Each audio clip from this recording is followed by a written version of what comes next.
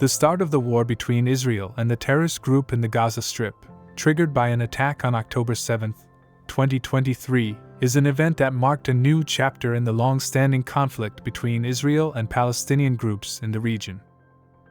The October 7th attack was perpetrated by the terrorist group that controls the Gaza Strip and was characterized as bloody and vicious. This incident prompted an immediate response from Israel, which vowed to crack down on those responsible. The Prime Minister of Israel at the time assured that all members of the terrorist group had signed their death warrant. Welcome back to the channel. This is Money Dynamo. Make sure to stay until the end of the video where we will talk about the main reason why Israel has a high risk of falling into great misery. Let's get started. The Gaza Strip has historically been a conflict zone, with groups such as Hamas controlling the region and launching attacks against Israel, while Israel responds with military operations to protect its population and deter future attacks. The war triggered by this specific attack led to a protracted conflict that lasted for several months. This war was unusually long compared to previous conflicts in the region, suggesting the intensity and complexity of the hostilities. The economic impact of the war on Israel is significant and encompasses several key aspects that affect the financial stability and welfare of the population. One of the most obvious effects is the contraction of gross domestic product, GDP. During periods of armed conflict, economic activity is disrupted due to the destruction of infrastructure, the paralysis of production, and the deterioration of the business climate. The resulting uncertainty can deter foreign investment and negatively affect consumer and business confidence. In addition, rising public debt is a direct consequence of the high costs associated with financing the war. Additional military expenditures, which include the purchase of weaponry and maintenance of operations, contribute to a rapid growth in government debt. This can have long-term effects on the financial health of the country, as debt service can become a significant burden on the national budget. Declining consumer spending is another crucial aspect of the economic impact of the war. Uncertainty and fear resulting from the conflict may lead to a reduction in the consumption of goods and services. Households may choose to save more and spend less in the midst of instability, negatively impacting the retail, leisure, and service sectors. In addition, the mobilization of resources toward the war effort may divert funds that would otherwise go to investments in infrastructure, education, health, or other social programs. This can have long-term consequences on the country's economic and social development, affecting the growth capacity and overall well-being of the population. The mobilization of reservists in Israel in times of war has a significant impact on the country's labor force and technology industry. Israel's compulsory military service policy means that a large part of the population is in the military reserve and can be called up at any time during national emergencies, such as armed conflicts. When a mobilization of reservists occurs, many skilled workers and key employees in the technology industry, as well as other sectors, are called up for military service. This can result in sudden labor shortages in companies and organizations, affecting their ability to operate normally and maintain production or services.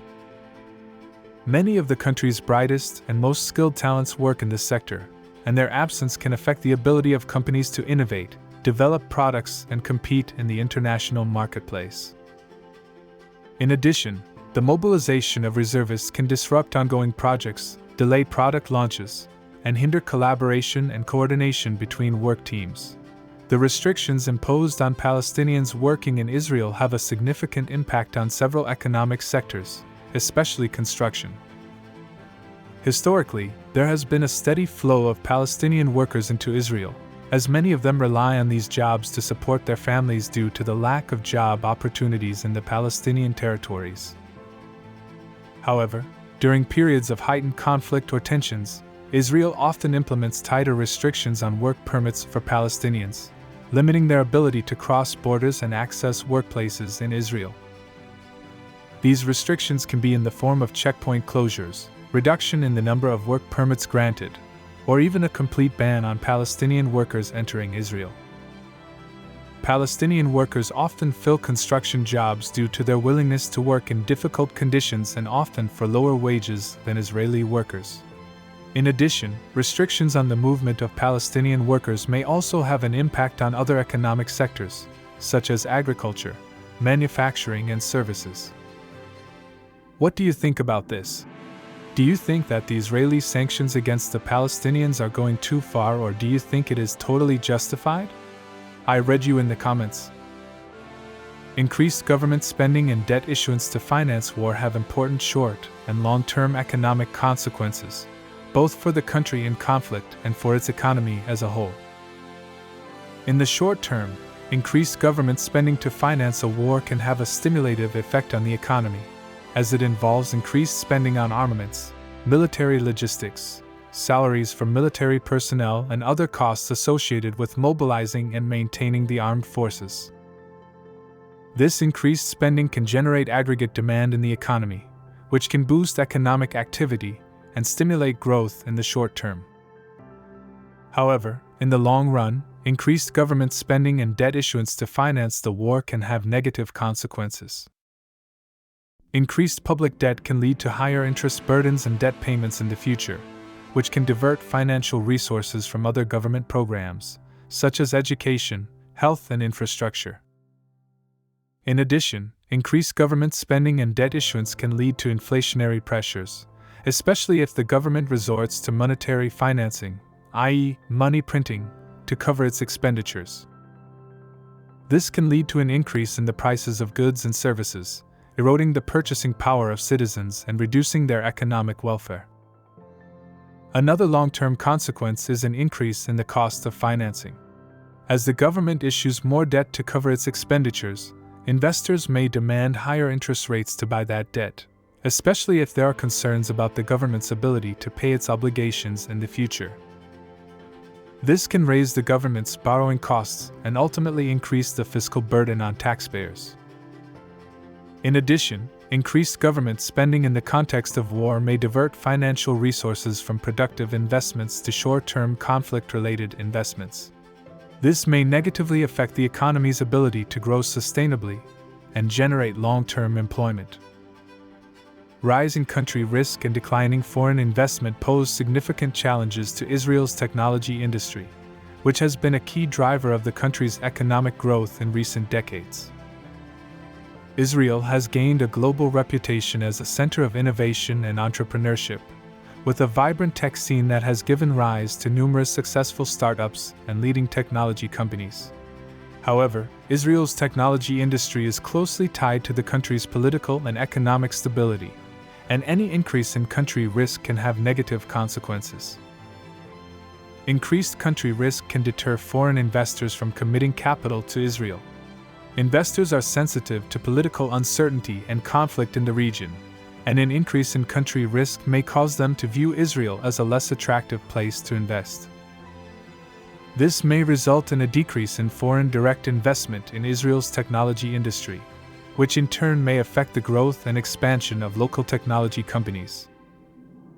In addition, increased country risk may make it more difficult for Israel's technology companies to access financing. Lenders and investors may be more reluctant to provide financing or venture capital to companies located in areas with higher political and economic risk.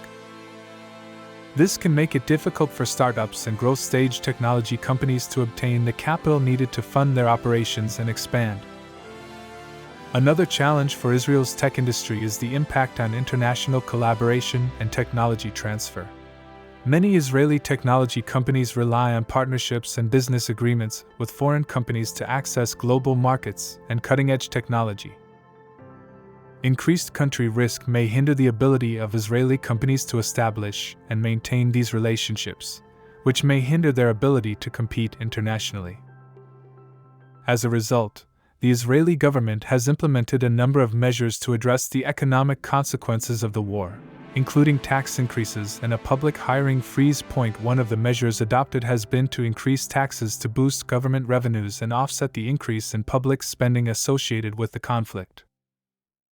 This may include increases in value-added tax, VAT, income taxes, bank taxes, and other selective taxes. The objective of these measures is to generate increased revenues to finance the war effort and mitigate the negative impact on public finances.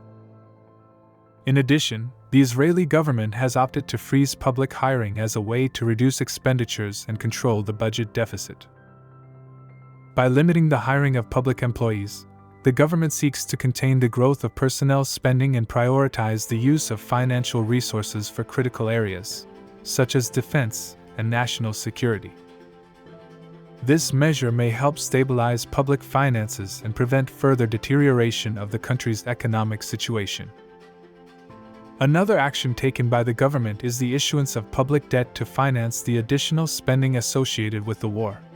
Through the issuance of bonds and other debt instruments, the government can raise additional funds to cover military costs and maintain economic stability during the conflict. However, increased public debt also carries risks, such as higher interest payments and a greater burden on future generations. Thank you very much for staying until the end of the video, my friend, and if you liked the video, give it a thumbs up and subscribe to make sure you don't miss any of my videos.